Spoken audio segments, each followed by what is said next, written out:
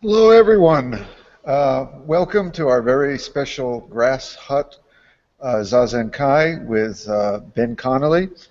I am apologize to everyone. I was going to have a second hangout open tonight, but I am traveling, visiting family.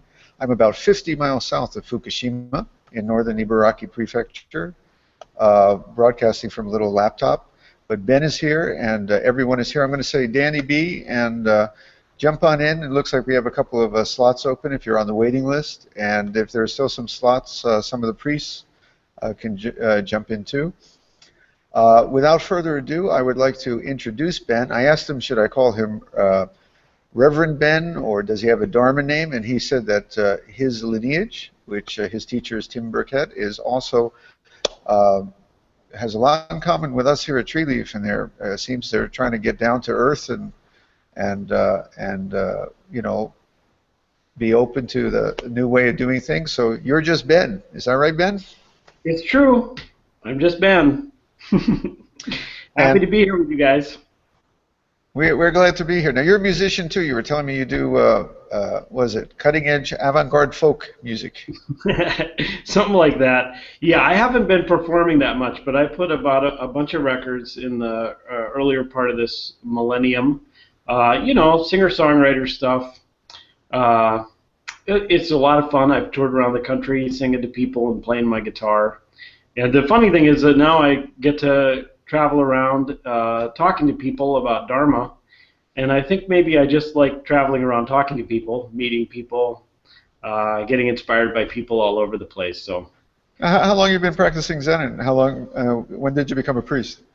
let's see, I've been practicing Zen for 15 years, and I was ordained, I think, 6 years ago. Mhm. Yeah, and it's been just wonderful. I'm very fortunate. I found something that's a fit for me, and I feel very grateful. Well, we are really thrilled with the book. You know, you've been looking in on the book club, and you can see how people are taken with it. It's really down to earth, and it's one of the most natural, honest expressions of the teachings I've read in a long while. And we're going to keep it around our community and recommend it to folks for a long time. And I Well, understand you have another book in the works. yep, I have another book that'll be out next year that's kind of in a similar style. It's a commentary on a text called 30 Verses on Consciousness Only by Vasubandhu. And Vasubandhu is like a pretty important figure in the Zen lineage, but his work is not all that well understood. So, in both cases, both these books, there was a text that I thought was really beautiful, had particular resonance for our times and my culture, Western culture, you might say. And so just trying to kind of elevate and hold up some deep ancient wisdom that's very present moment as well. Well, very good. Let me again invite, I guess the priests, some of the priests can jump in here if we have a couple of open slots. And I guess we will be quiet now. We'll sit for about 30 minutes, and then I will turn everything over to you, Ben. Okay? I'm just going to ring the bell here, and everyone can just sit where they are.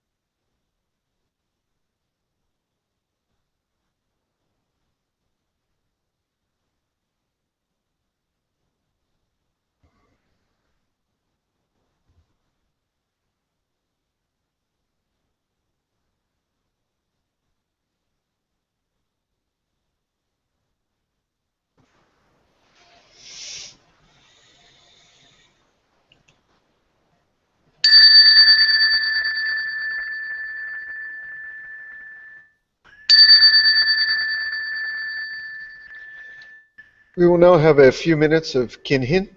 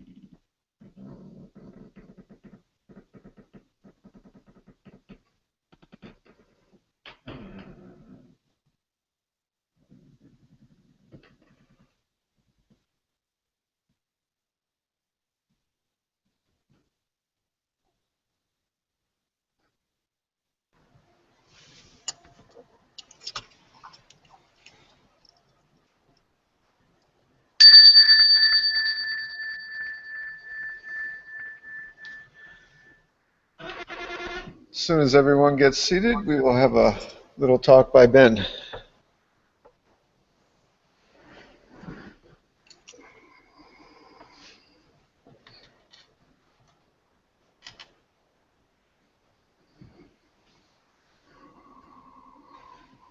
Ben, you've got the ball.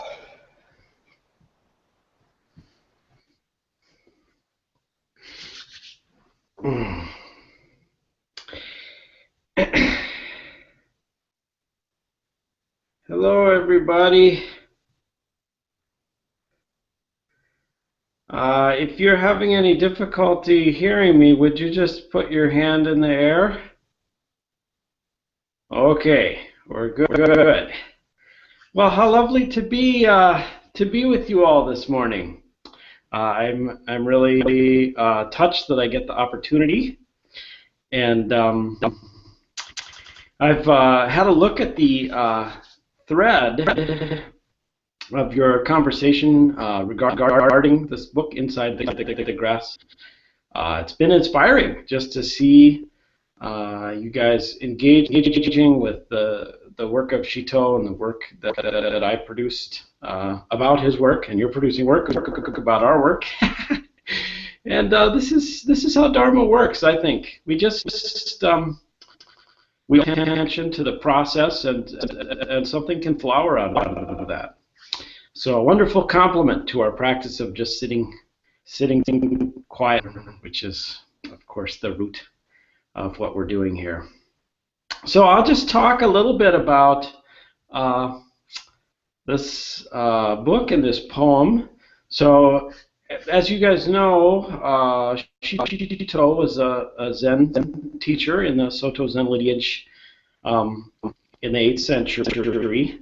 And we don't know that much about him, so I don't tend to talk very much about who he was as a person because the records are so sparse. So I'm mostly going to talk about the poem itself. So first off, I'd like to talk about why I wanted to write about this particular poem. And there are a variety of reasons. The first one is probably how strikingly accessible this poem is. Particularly relative to other Zen literature.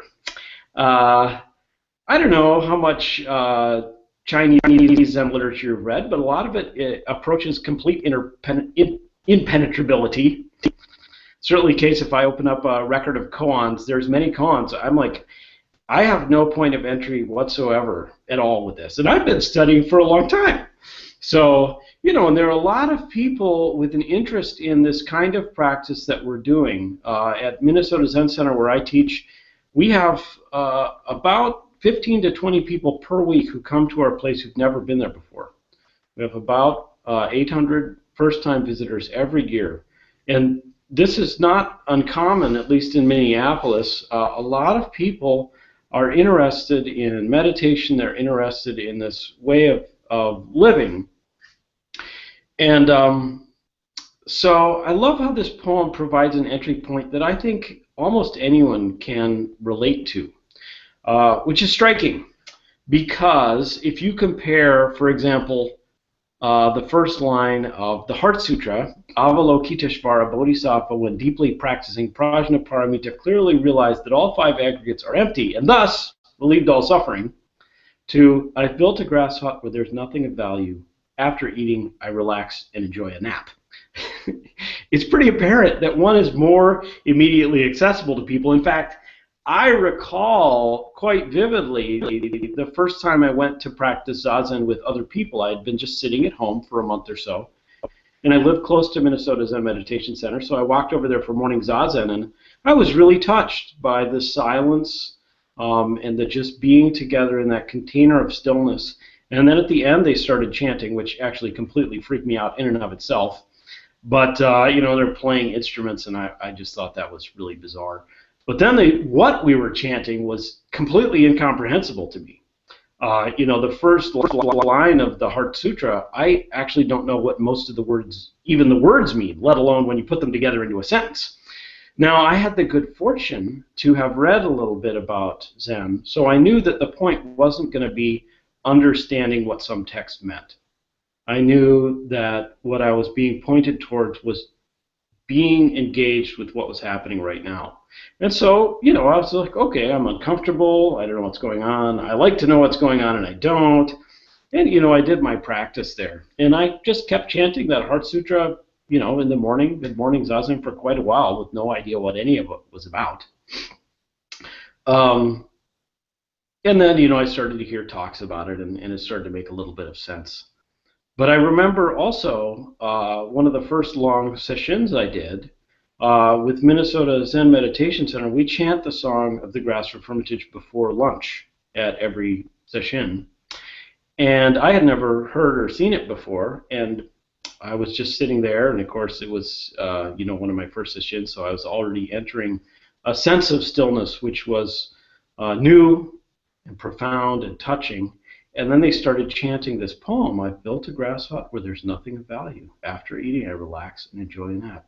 And my heart just poured open in response to the fact that here I was chanting a text with these people that I loved, and I actually could feel it immediately, what was being talked about, because the words made sense to me. And I vividly remember that, and I think, wow, what if we could bring this to more people? And so Taigen Dan Layton, who originally created this translation in his amazing book, Cultivating the Empty Field, which is an incredible book. His community chants this regularly, and MCMC does, and around the country, more and more people are bringing it to their regular liturgy. It's not a traditional part of Zen liturgy like in Japanese Zen. But I think many people have a sense this would be a wonderful thing to have a more regular part of what I think of as a nascent Western Zen tradition. And so we're just out here advocating for Shito, more Song of the Grass for Hermitage. And so I just kind of wanted to hold this poem up. I thought it had some special place in this time.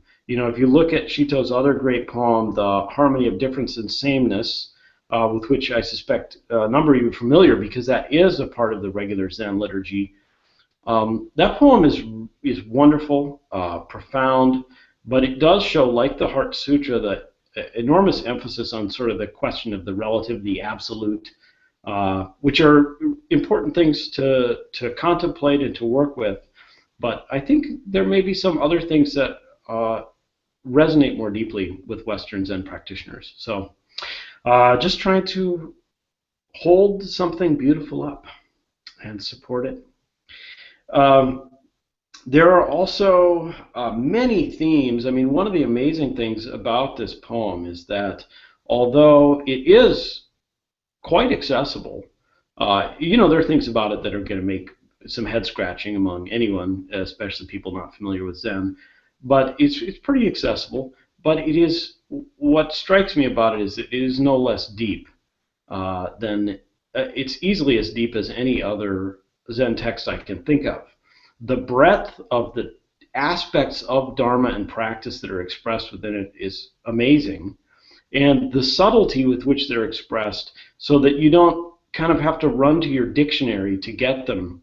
But if you do run to your dictionary to understand them, you'll find that there's this whole realm that he's touching on by using an image that's simple. I may have time to talk about examples of that, or I may not today. We'll kind of see. I'm just going to look at the clock as we go along.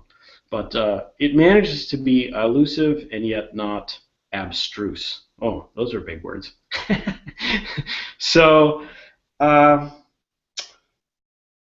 these are qualities that I really love about this.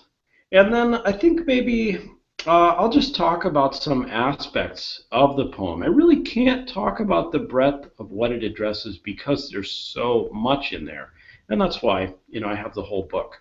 But I'll talk about a few aspects. The first one is this, I built a grass hut where there's nothing of value. I think you guys have already read, many of you, and maybe considered the chapter I wrote and the what I would call the materialist implications of this line of verse. So Shito is like, I live in a very minimal, humble, impermanent structure, and this is what I choose. And this is where he begins the poem. And the poem is really about how beautiful and simple his life is. So, first, we get the sense that not having very much materially is wonderful. And this runs really contrary to the great Western religion of materialism. I recall, well, actually, I was remembering this event, and then I talked about it at a book talk, and someone actually filled in the story for me. So, in the 70s, we had a president named Jimmy Carter. Do you guys remember this guy? And I still think Jimmy Carter does a lot of really wonderful and admirable work. But at one point, during his presidency, there was some fossil fuel crisis, which is unfamiliar to us, I'm sure. And he got up in front of everyone in the Oval Office, and he said, he put on a cardigan, and he walked over to the thermostat in the Oval Office, and he turned it down, and he said, this is what we have to do in order to deal with it. This would be very helpful for you to do in response to this fossil fuel crisis. Does anyone remember this happening? A couple people. Well, anyway, he did this. As you all know, he was thrown out of office within about a year. And I mentioned this at a book talk, and someone said, I remember watching that with my dad, and I was pretty young, and he was furiously angry, watching the president tell him something absolutely contrary to the great Western, I'm riffing on this today, Western religion. It's not really a religion, which is I get to consume what I want, and the way I promote my well-being is by consumption. The idea that we will address the current ecological disaster happening to our planet by consuming less is one that is so foreign that very few people are even willing to consider it. They're all like, what we need is new technology, but the idea that people can be just as happy with less is really difficult to get at from the mindset with which we are inculcated in this culture. It's pretty incredible. Now, obviously, Shito is not, he doesn't make a specifically ecological message, but he just says, my life is amazing. I'm showing you how I do it. And one of the first and most basic elements that I'm showing you is there's almost no material possessions involved. There's lots of science right now showing that having material possessions beyond enough to have food, shelter, and basic medicine don't actually have much impact on human happiness. But how many of us really conduct ourselves in a way that reflects that knowledge or the wisdom of this tradition? So this really, as many Zen things do, challenges fundamental viewpoints. Zen is often, Zen literature goes to the bottom of the way we're viewing the world, and it says, wait a minute, really? Is that right? And I think this is happening here. And although Shito's message is not overtly ecological, I do want to quote, there's a really beautiful koan by a contemporary of his. Let's see, I'm just going to see if I can pull this out of my memory. Oh yes, a monk on pilgrimage met an old woman living in a hut. He said, do you have any relatives? She said, yes. He said, where are they? She said, the mountains, the rivers, and the whole earth, the plants and the trees are all my relatives. So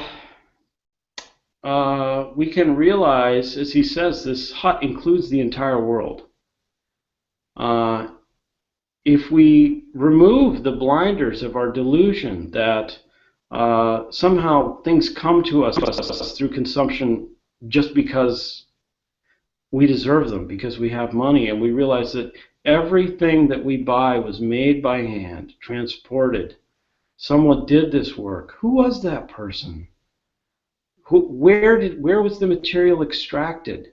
Really taking this into our heart. Each time we consume something, we can feel more connection And yet again, this isn't about taking something away from us. Shitu's not saying, oh, I'm abandoning something and it's bad. He said, I just gave up doing something that didn't work for me. And likewise, feeling this connection to people, it dissolves the alienation that characterizes Western life. So the funny thing is I tend to start with this when I'm talking about this book, and it seems like maybe I'm just going to, completely alienate everyone right away. Because I'm going at something that it's just like, wait a minute. It goes at something that's so fundamental to how we're conditioned to conduct ourselves. But more importantly, I'm aware that this can come across as if it has some kind of moral position, or it can be taken in as shame, because all of us consume stuff, I think. I certainly do. I'm sitting in a house that I own. It's not about inculcating shame, and it's not about a moral position.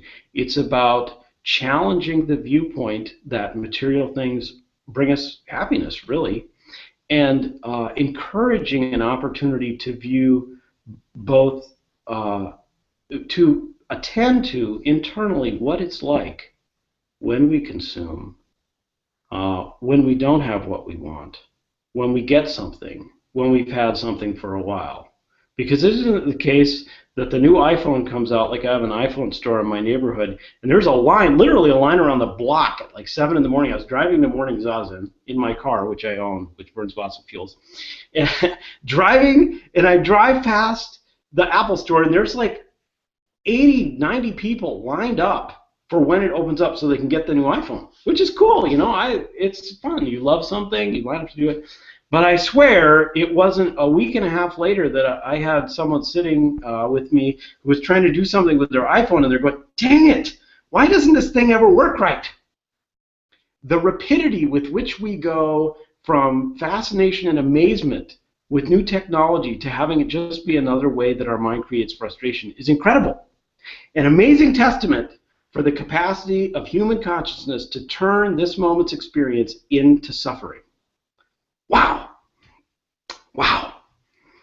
So, like I say, the last thing I would want to do by talking about this is make people have a sense of shame or feel bad about what they're consuming.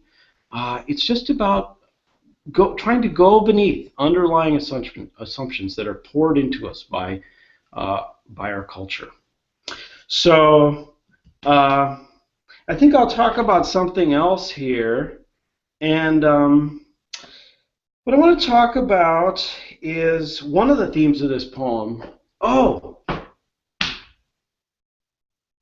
hi, everybody. I forgot something I really wanted to do at the beginning. Hi. I usually chant this poem with everyone at the beginning, and I was going to start with that, and I forgot, because I'm really mindful. So I think I want to chant this right now, and then that will make sense as a segue into this theme. And oftentimes I have ask everyone to chant together, but because of the latency in the feed, I think I'll just chant alone. If you want to, you could chant along, but just chant very quietly so we won't get feedback.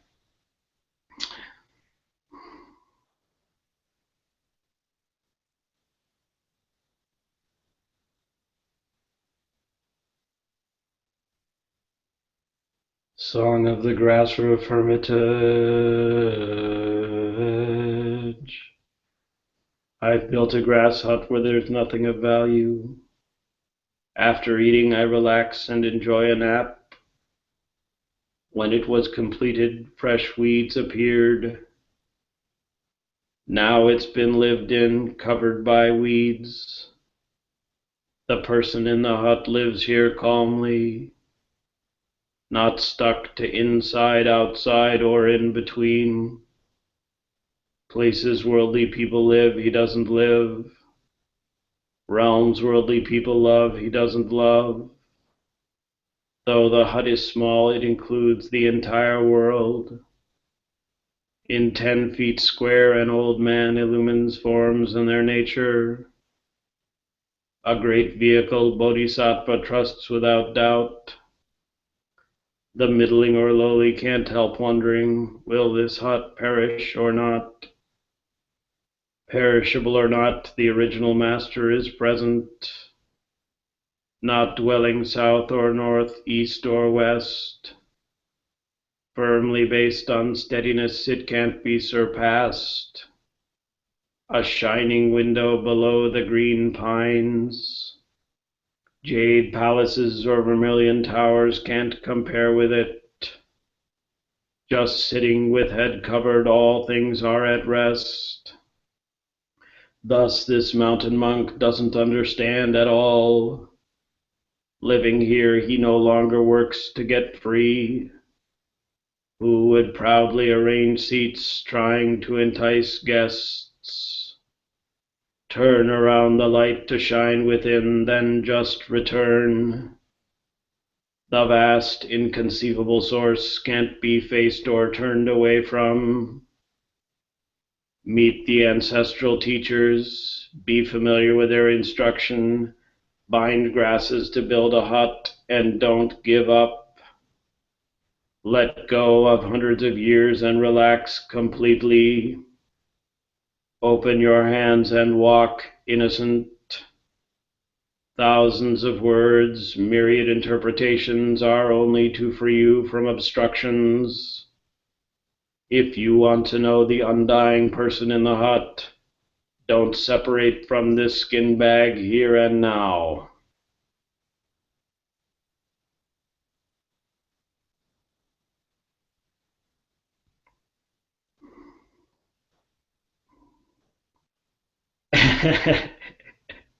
I have chanted that so many times, and I still just feel like I could just resume total silence forever, having heard that message. Oh, Shito, thank you. So, there is this theme in this poem. There are many themes, but one is shifting views or expressions of identity. And you know, if you sink into the poem and just and chant it for a while and contemplate it, you'll see it becomes unclear whether what is the hut. It's his house. I mean, he actually lived in a hut. I have a picture of the rock where the hut sat that Taigen gave me. He actually lived in a hut, but also the hut probably represents the body. This body, which is the ground of all practice. It represents the mind that's created, the mind that's uncreated. It represents the entire universe, which of course is not separate from this body or this mind, as Buddha says in an old Pali Canon Sutra. It is in this very body that I teach the origination of the entire universe and the end of the entire universe. So anyway, there's this, it's the body, it's the mind, it's just a hut, it's the universe. Likewise, the identity of the narrator, is it Shito, or is he just making up a poem about someone else? Is it you? When you're chanting it, how could it not be you?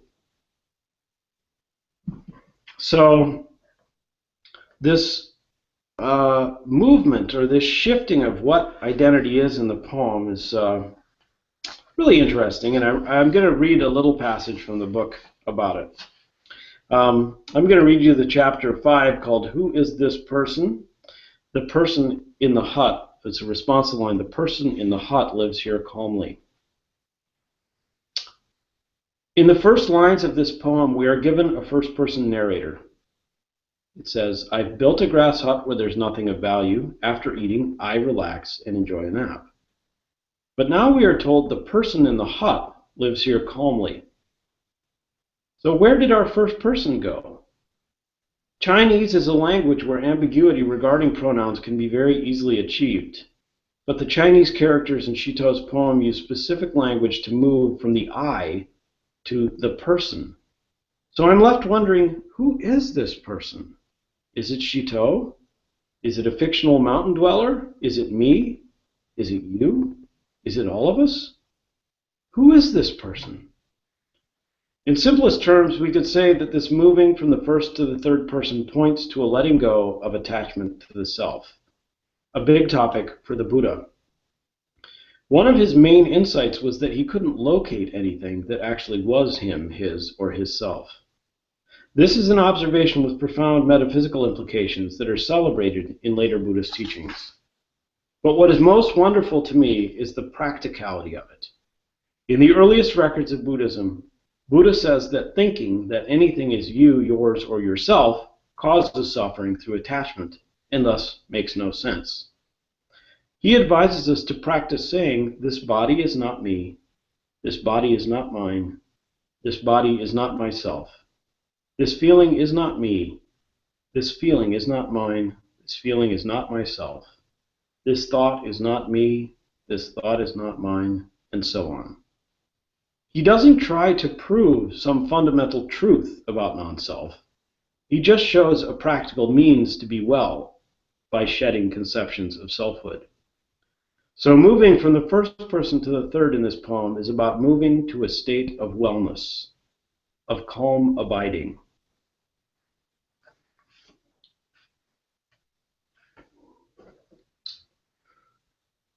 So this is, I think, one of the more startling things that happens to a lot of people, and probably to me, when I first started meditating, was realizing that thoughts just happen. And like if I think I hate Bon Jovi or whatever, that it's not me. Like it's just a thing that occurred. There's a thought that occurs. I hate Bon Jovi, and there it is. Just like there's a light burning here to my left, and there's a computer in front of me, and there's images of you. And there's some birds that are flying around my house that are tweeting a lot. I wish you could hear them because they're quite lovely. It's spring here. But there's just this thing that happens.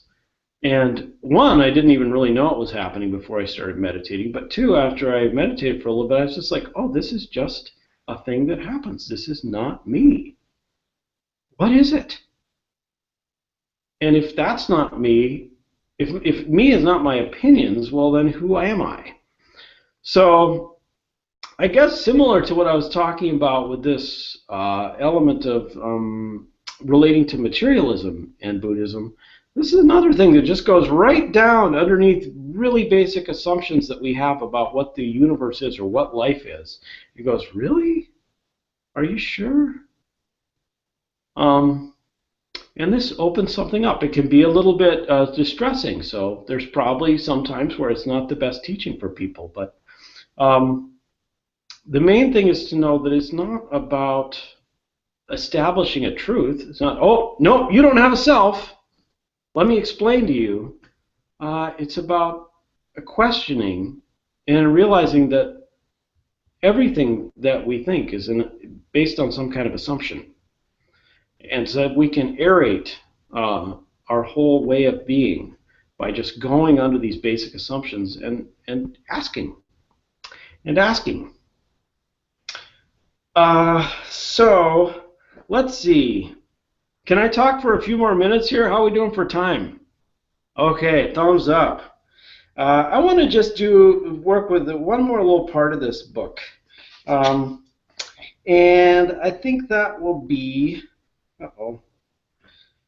Sorry, I have to find my chapter. So I'm going to talk about the line, though the hut is small, it includes the entire world. Though the hut is small, it includes the entire world. So this poem, as I said, like a lot of lines, they just resonate. Oh, I relax and enjoy a nap. Do you all get that? I get that! Yes, relax and enjoy a nap. Not bad. It's okay. I mean, sometimes during sesshin, it's like, yeah, sit up straight and stay awake. But sometimes, you know, if you got a break, why not relax and enjoy a nap? But one of the things about this poem is there are lots and lots of things that appear to be just very simple expressions actually have clear references, and some of them may be not so clear, but references to other large bodies of Buddhist teaching. And so I just want to talk about that aspect of this poem. Basically, how skillfully Shito both alludes to things, but doesn't make it seem like, okay, yep, I got to get out my dictionary of Buddhism and trying to figure out what the heck he's talking about. Because when I hear, though the hut is small, it includes the entire world, I already feel something. This hut that we're in right now, this moment of experience, does contain the entire world. So, I'm going to read this, though, because this does refer to something quite vast and beautiful. So I wrote, chapter 9 is called Everything's Included. Though the hut is small, it includes the entire world. Autonomy and interdependence, alienation and connection. These are the key matters of though the hut is small, it includes the entire world. They are also the central themes in Huayan Buddhism, a school of thought and practice that arose in China fairly contemporaneously with Zen during the latter half of the first millennium Common Era. The emphasis of this school was the interpenetration or interdependence of all phenomena. The idea that all things are infinitely interconnected has been a part of pretty much every type of Buddhism. But the Huayan school really made it the central pillar of understanding. In simplest terms, realizing our connection rather than our separation can be profoundly healing. Aren't the most painful times with your loved ones the ones where you feel most separate? However, separateness is not the only pitfall here. We can get lost in interdependence. We can lose our sense of personal authority, autonomy, and responsibility. We need to realize that we're both interdependent and autonomous, both together and apart. Huayan describes the world as being a fourfold realm, and the Chinese characters for these realms are the same ones Shito uses, translated here as the entire world. For you people who like your Zen terms, oh boy, the Dharma realm, the two characters are Dharma realm, which are usually a translation of Sanskrit Dharma Dhatu. So, Huayan describes the world as being a fourfold realm, and the Chinese character for these realms are the same ones Shito uses, translated here as the entire world. The teaching of the fourfold realm is quite complex, but in practical terms it can be boiled down to the fact that, 1, each thing is intimately connected to every other thing. 2, each thing is an expression of the interdependence of everything else. 3, the whole universe is an expression of each individual thing. And 4, each thing is exactly itself. Could you repeat that back to me? Okay, let me try this again. In other words, everything is interdependent. You are just the universe expressing itself. You are just the universe expressing itself. Your actions have impact, infinite impact, and each thing is simply itself. You are you.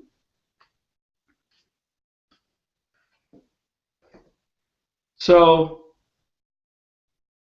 in a way, all Dharma is for healing.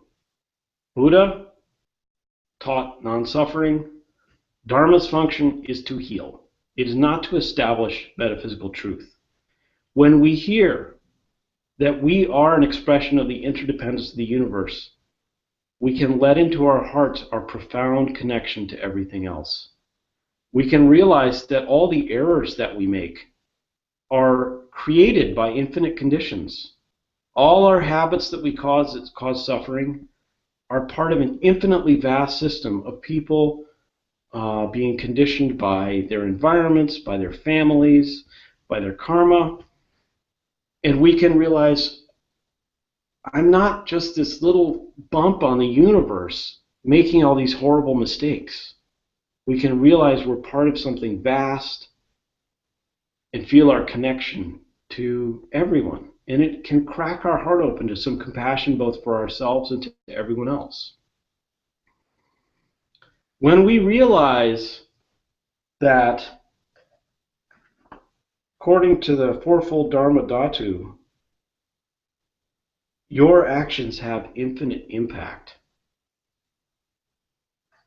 Every action you take is infinitely connected to everything else. If everything is interconnected, how could that not be true? What you're doing is infinitely valuable. Every moment. Every moment is an opportunity to add something transformative to how the universe is. This is the basic message of Buddhism. There's suffering. There is non-suffering. And what creates non-suffering is doing the Eightfold Path, a life of compassionate action and meditation. This is a message of profound empowerment and opportunity, that we're not victims of karma, we're not victims of circumstance. Every single moment is our chance to do something, to offer our best to what is. And that includes the fact that we are an expression of the universe. So with all our sorrow, all the rage that comes up in our hearts, it's all included, but we have a chance to just know it's there, be intimate with it, and step into a life of compassionate action.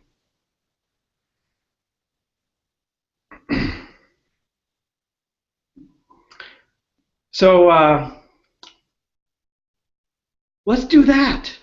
We have a chance. I think maybe that was like how I would like to conclude my talk. But I think the idea is now we can have some dialogue, which is probably the coolest part, because I love to hear from you. So thank you all very much. Thank you very, very much, Ben. That was so lovely. And yeah, we're going to have, I hope there were some good questions or comments. And for the folks watching one way at home, you can email me at jundotreeleaf@gmail.com, and I'll take some questions if there are some from the people who aren't sitting live with us here. And anybody else, if you have a question, just wave your hands like crazy and we'll try to get to everybody. Wave your hands like crazy and we'll try to get to everybody.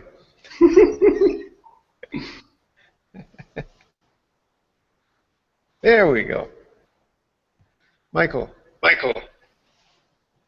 First of all, thank you, Jundo, for making this possible, and wonderful to have you here, Ben. It's been absolutely amazing.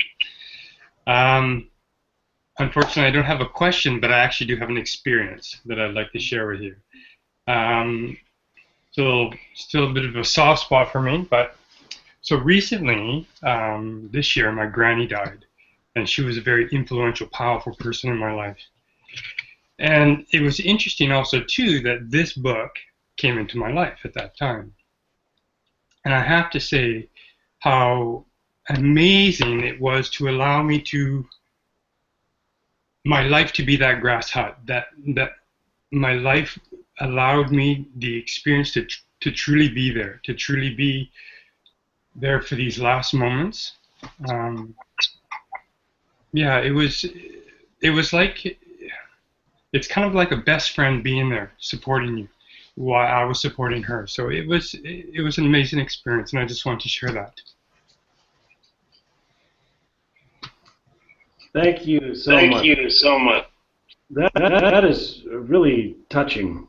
You know, death is, it's a big deal. I guess in Zen we say it's a great matter, but it's a big deal. And those of us we all get touched by it, but it starts to, for a lot of us, become closer as we get older. And I just like to thank you for allowing this part of your life to be something which I can see how it touched your heart. And we can run from it. It's easy to run from it. I ran. I lost a lot of family members when I was younger, and I just was completely not present. And then I've also had the experience of really just staying present with the death process. And I thought the first way would be easier, but I was wrong. The second way was very painful, but in a way it was it was beautiful and opening. So thank you very much for sharing. Anyone else? Okay. Kyonin, one of our priests, has a question he wrote in. I have a question for Ben. I have been reading and sitting with the poem, and I wonder if time with a big T, that's time with a big T, is included in it. I have a feeling it is, but I wonder, what do you think about it? Thanks and deep bows. Thank you. I wonder, I'm not sure I know what you mean by time with a big T. So maybe I'll talk a little bit. I just want to answer the question well, and I'm not sure I know what you mean. Maybe you could communicate just a little more clearly what you mean by time with a big T. And while we're waiting for that, is there anything? Is there other question? Yeah, Kyonin, right back with what you meant by that. I wasn't too sure either. I have a question from Willow. Ben mentioned entry points. I was wondering if he recalls a specific entry point that led him to Zen. For example, a book, a poem, a song, a talk. Yeah, I've had so many. My entry point was great personal suffering. I was at a period of really intense emotional upheaval, and I was looking for ways to be well. And I was using many ways, and I have used throughout my life many ways, including Western therapy, a variety of modalities. I'm a recovering alcoholic, so I'm a long-term 12-step practitioner. I make sure I have good friends, and I'm very, very fortunate to have some amazing and supportive friends. But one thing that I came to was I was trying to look for religious ideas that would be helpful.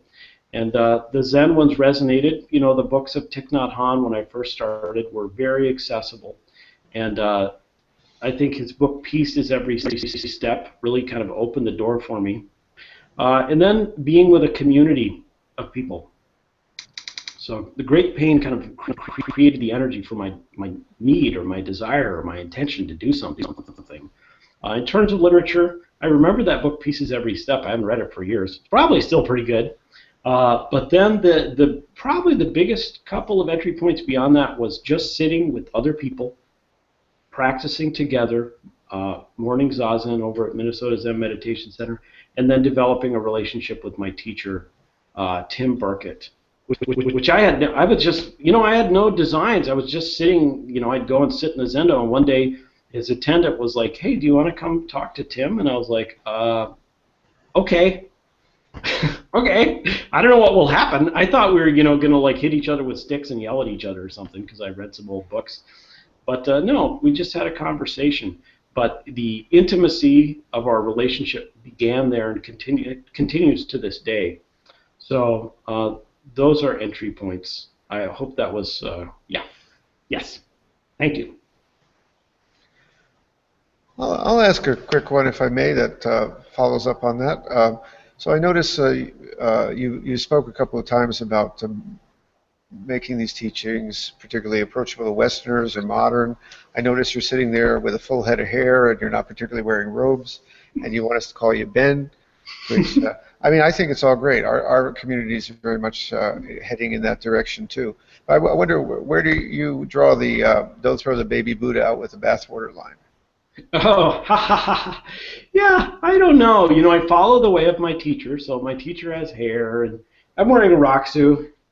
I like these, and I do wear robes when we're doing, the full service or during sesshin.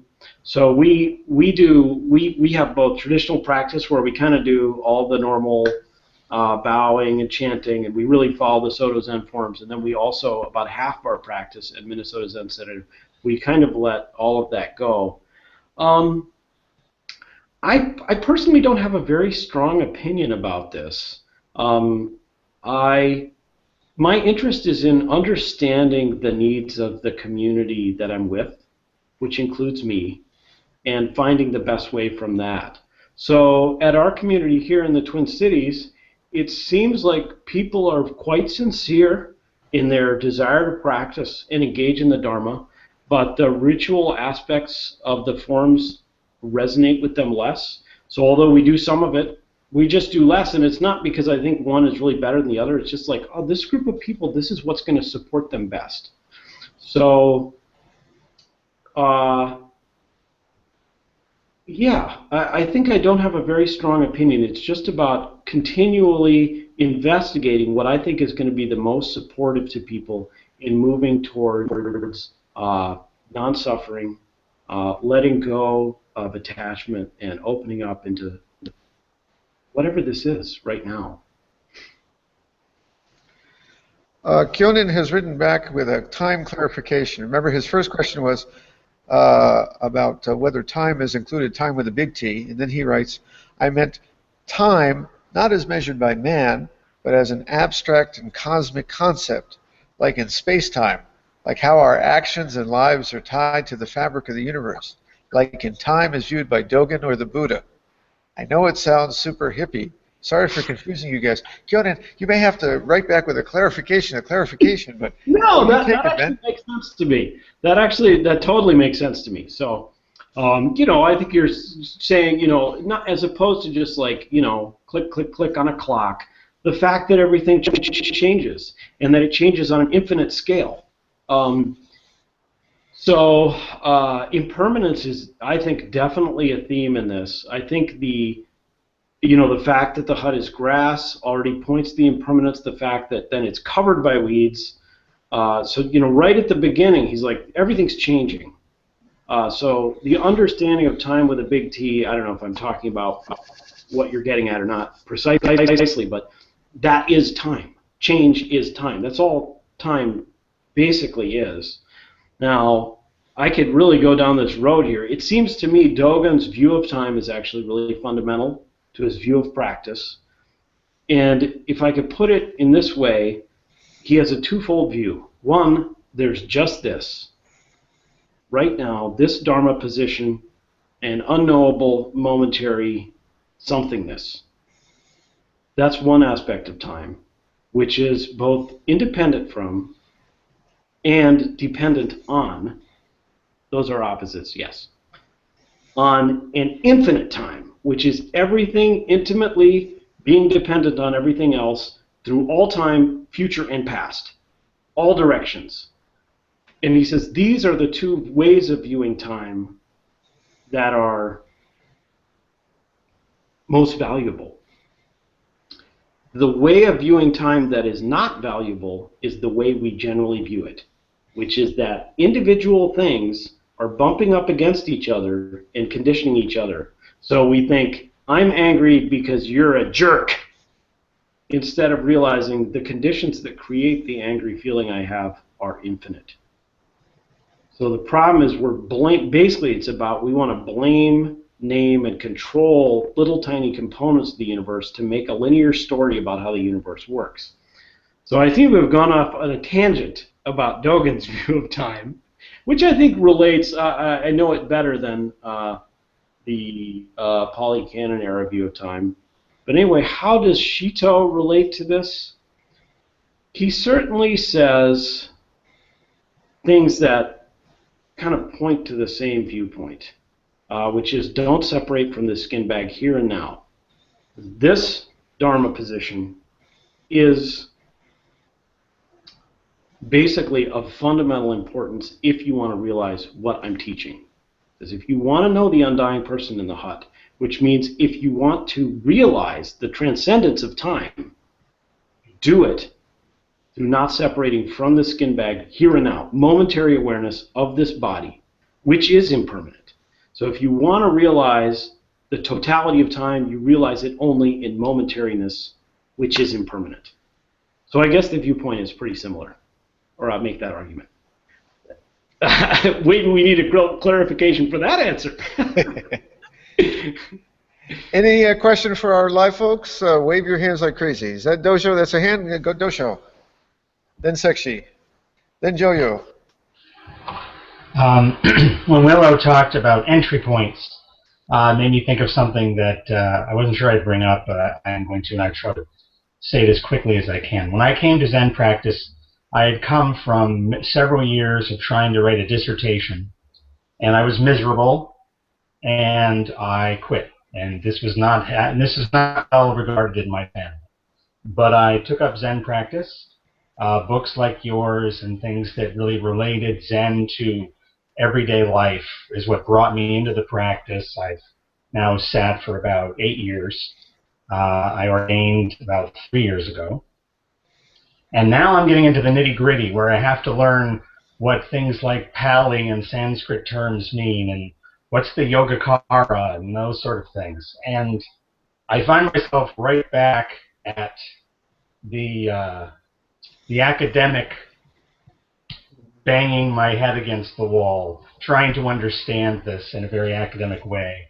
So much so that I even considered leaving the priesthood because it just seems so divorced from what brought me to the practice, what kept me in the practice, and then what I want to do when I talk to other people. And it's more about things like this, the things you've written. That's what resonates with me. And I guess I was just curious if you had any advice for me other than just do it.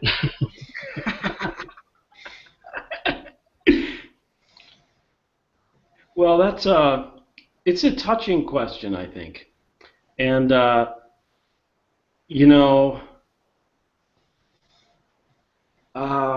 so I can speak to this, I think. So I think there is a clear history in Buddhist thought of people who are really interested in intellectual investigation. That's true, right? Yeah, the Buddha, if you read the kind of stuff he says, I mean, he was not just like, I'm keeping it simple all the time. In fact, half the Pali Canon is almost incomprehensible, which is why you're like, I don't want to do this.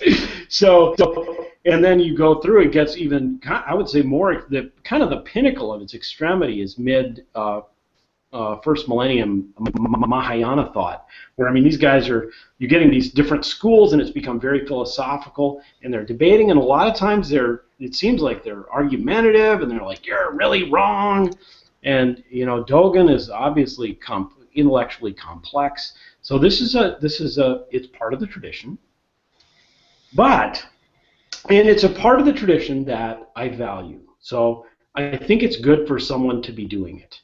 Especially in the West. If no one's doing it, we have the potential to kind of develop anything here because there's so much to be had there. However, not everyone has to do it. One, not everyone has to do it. Two, there's plenty of teacher in the Buddhist and in particular the Zen tradition who are like, that is so far from it that all these people are wasting their time. So there's a very contrasting viewpoint, and there's the fact that ultimately this is always about realizing how the universe has arrived to create who I am or who you are or who each of us it is, and realizing how we can offer our capacities to the alleviation of suffering to the benefit of all beings best. And that may not be doing a lot of textual study. It may be, or it may not be. And we're often going to be wrong about which one would be the way to go, because at least me, I'm wrong a good part of the time about what the most helpful thing to do is. So we want good friends to help us sort it out. But ultimately, we have to make our own choice. So I don't want to get in trouble if your teacher is like, you really got to study this Vasubandhu. I don't want to be like, well, just go and tell them, nope, I'm beyond that. But, there's some process there. But if you see that the way what your practice is doing, if it's not supporting the Bodhisattva vow, you want to adjust your practice. And honor the truth of who you are right now, and that'll change. We all change over time. So there's my thoughts. Thank you. Okay, Sekishi, let me give you a chance there. Thank you. I had a question, I guess, about the term skin bag. I think before one of the for me one of the most valuable things about coming to Zen practice was to have a much more healthy and integrated view of body and mind. I think that I spent certainly my younger years in that very Descartesian view of, oh, there's a brain and you can just put it in a vat and you don't really need all this body stuff. And I used to use the term very derogatorily, skin bag, flesh bag, like that gross thing that we don't really need. We just need this beautiful mind that we can, is supported by this utilitarian body. And so I was curious. I know that we have within the Zen tradition, certainly within the Chan tradition, I have seen bag of bones and some of those kinds of terms used. And I wonder if you could talk a little bit about that, because skin bag, I think to a lot of Westerners is going to sound negative, and at the same time for me, I think it was a really beautiful thing because he is doing both, right? And he's comparing, of course, the skin bag and the hut and the... Anyway, I don't know if you could talk a little bit about that specific term and maybe how you chose that translation and anything you'd like to say about it. I'll just add, we had a question from Danny related to this. He says, what happens about separating from the skin bag? Does it has to do with, for example, when Shito goes to sleep or when he faints, something changes? Cool. Interesting question. So, yeah, skin bag, one of the things, if you look at the Chinese characters, the last two characters are skin bag. So it says, actually this translation, it could pretty easily be translated as, how can you separate from this here now skin bag? Skin bag is a pretty startling term in this poem, right? Everything is so kind of oovy-groovy and the whole world, and there's, light on the mountain, and then suddenly, skin bag. So there is some degree to which I think it's just intended to be startling. Just like in the Linji, the Matsu lineage, so Matsu separate was the person who started kind of the Linji line of things, that he kind of originated the blows and shouts method. So Shitu's not going to hit you, but he's still going to startle you with an image that is jarring. So I think there's some degree that this is just trying to function in that way. To jar us into, oh, surprise, what is this? I thought I knew what this was. It was an Uri Groovy poem. Now, skin bag. Also, there's kind of a polarity or a dichotomy that's brought forth in this line. So he says, if you want to know the undying person in the hut, don't separate from the skin bag here and now. So he says, the practice is total intimacy with this. It doesn't say the practice is intimacy. It doesn't say my practice is intimacy with what Yogacara is different than Pali Canon, to talk about the previous person. It's intimacy with this body. As I quoted earlier, and the Buddha says, the whole universe is realized in this body. This practice is realized. So don't separate from this skin bag, which as I say, could be translated just as easily, almost like a koan. How can you separate from the skin bag? We think we're off here in our mind, separate, but it's not true, and we can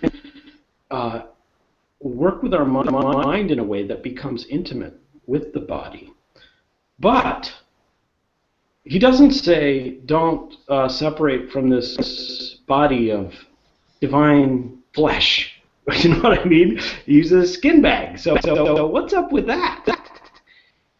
One, the term comes directly from the the Satipatthana Sutra, the Four Foundations of Mindfulness Sutra, which is really the central text of how the central meditation instructional text of early Buddhism. Basically says the first foundation of mindfulness is mindfulness of body, and you start by being mindful of the breath and the body, and then you start being mindful that the body is a bag of skin that holds nasty stuff.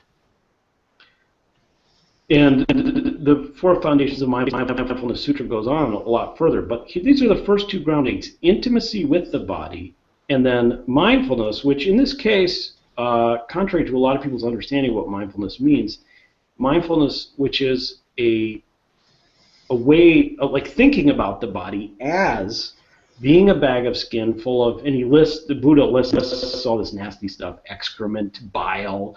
It's not very appealing. So what's going on here? It's the same basic model that Shitu gives us. Don't separate from it. Be intimate with it and view it as a skin bag.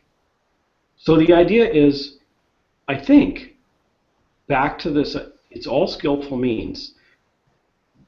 Drawing ourselves into the body is the best possible ground for practice. But it has the potential, like think about this when you go to a spa, isn't it like, it's all about being really in the body and getting all the sensual pleasure. And the problem is then, it's like when I leave the spa, I'm like, well, that's not as good. How soon do I get back to the spa? So being very mindful and intimate with the body can just generate more attachment to getting sensual pleasure. So we have a psychological antidote to that potential pitfall, which is realizing the body, it's impermanent, like the grass hut, like everything else. It's just something that creates pain, it creates good feelings, but it's all going away. It's not going to last forever. So we're basically balancing intimacy with the present moment within the body and balancing awareness of its impermanence. And this is a central kind of dance that runs throughout early Buddhism and that I think Shitu carries forward in this last line. Thank you. Joyo-san, got to you.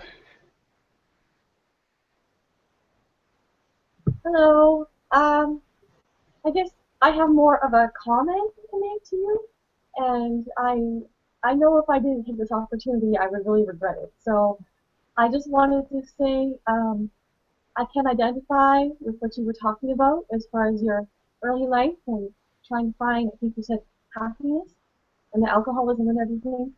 I'm not an alcoholic, but I have not had the easiest of lives, and I spent many of my early years trying to find happiness in things that actually made me feel worse. And you know, finding truly has obviously been a huge part in healing all of this. But your book has also, and it's part of my daily practice. And when I read it twice now. I'm on my third time, I think. And every time I read it, I'm like, you know, this is what I needed. This is what I've been searching for. And it's so simple. It's so simple that it's hard to get my head wrapped around sometimes. But yeah, I just wanted to thank you for that.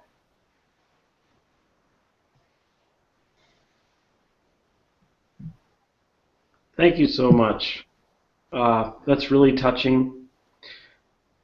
All I can say is I heartily pray that I don't turn this into some kind of ego trip, and I just use it when I hear something like this for fuel to just continue to practice the way you're practicing. We do our practice. We sit, we engage in Dharma in whatever way we do. We engage in community like we're doing right now, you and I. And I hope that I can just hear that what I'm doing can be helpful and just go, it's worth it. And it's worth it. This kind of practice, I can get discouraged. So it's good for me to hear, oh yeah, this is worth it, because sometimes I think, you know, I should just be out there working for National Resources Defense Council, or, you know what I mean? So, but I do think, Zen has transformed my life so much for the better, and I'm really grateful, and I'm really glad that it's working for you, so thank you. As we start to head into the home stretch here, I'm going to a couple of questions from people at home. These two are related, so I'm going to ask them both at once. From Lillian, wait a second. Um, she says, thank you so much, Ben, and how not to fall in despair seeing so much suffering in our world.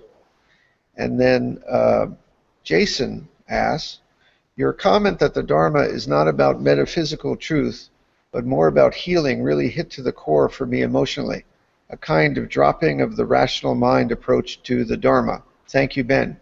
Could you expand on this a bit more? Yeah. I would like to talk about both in brief, both questions. First, the vastness of the suffering in the world is incalculable. And this is the first, well, the first teaching of the Buddha is not the first noble truth. He says, I teach a middle way. If you read the first sutra, I teach a middle way. The middle way is the Eightfold Path. Here's the first noble truth. The first noble truth is a reason for why to practice.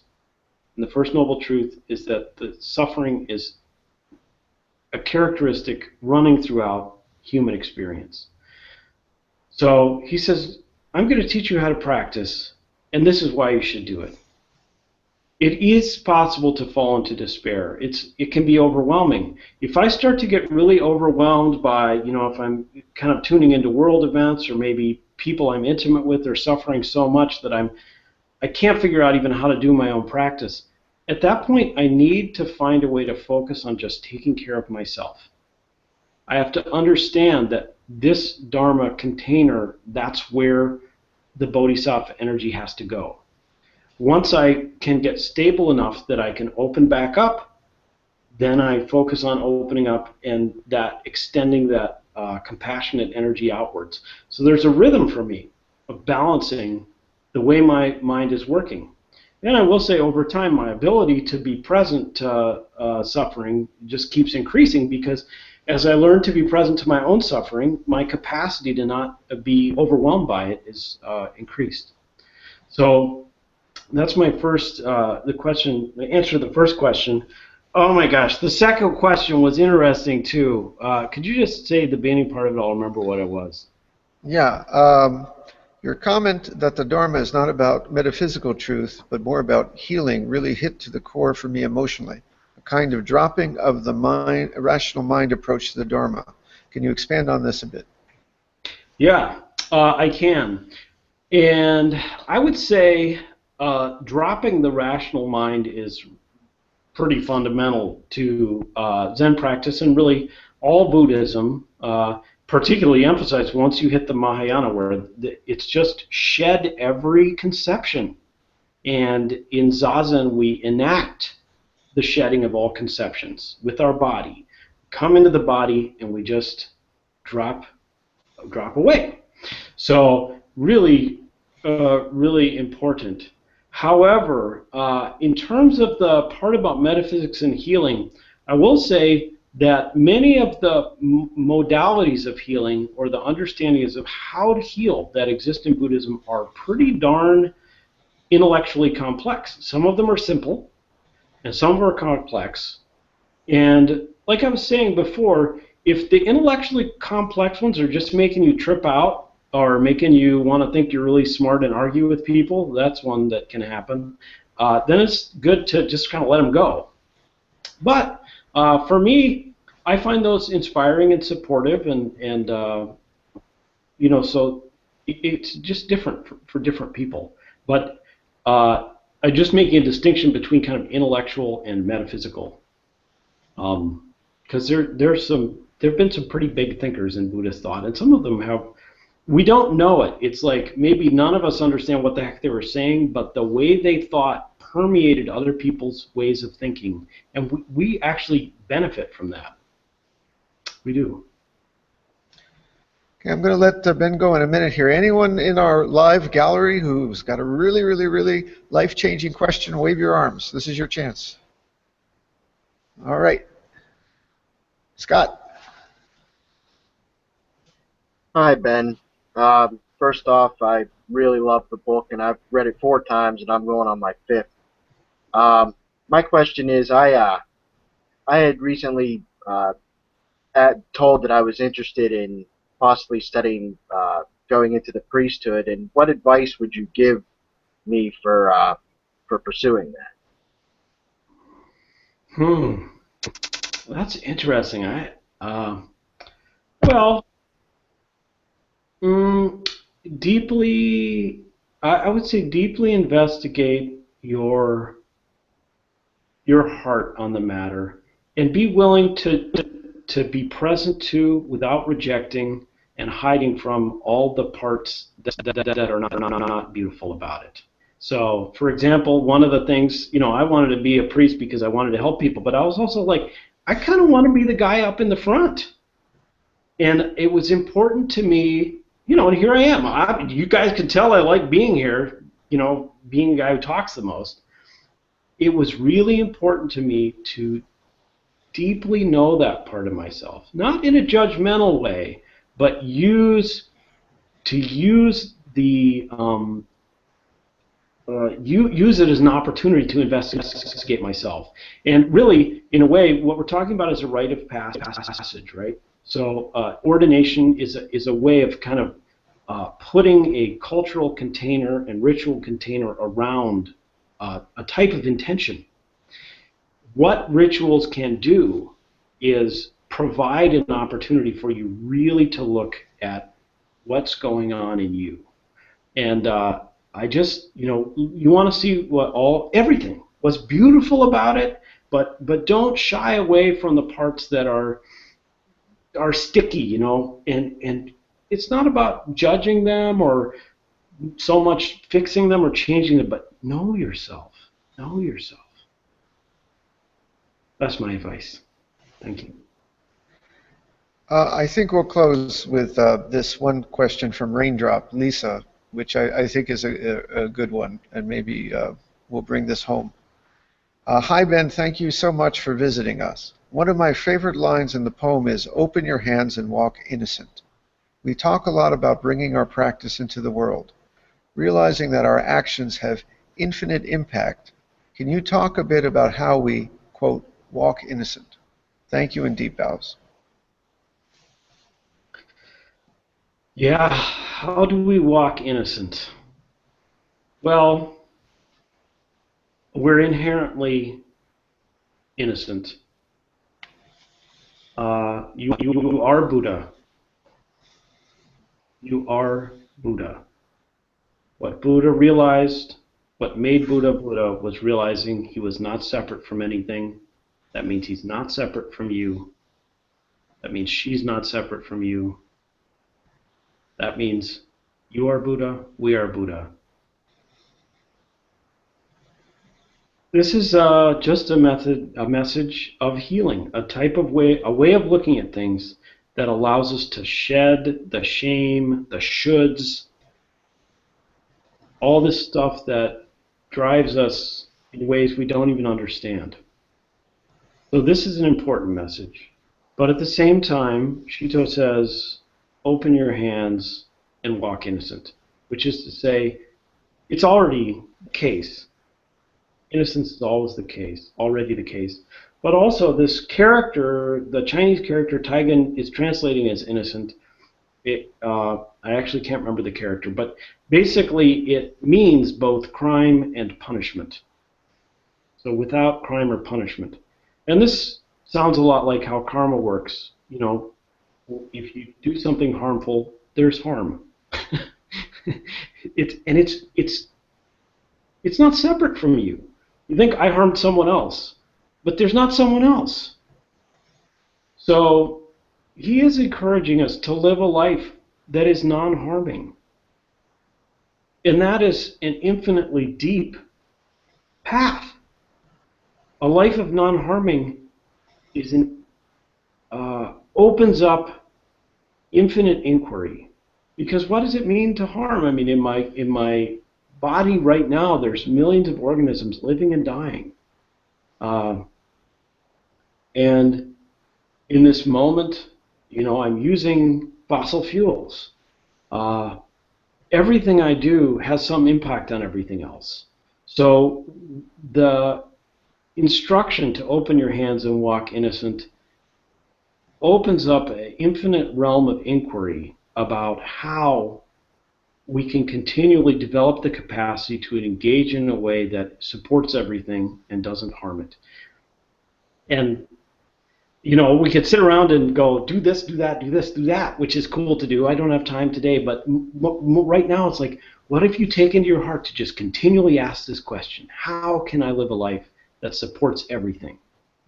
How can I do that? And don't beat yourself up when you fail, because we fail all the time. But just open up to the possibility, the immenseness of the possibility of your life. Thank you for the question.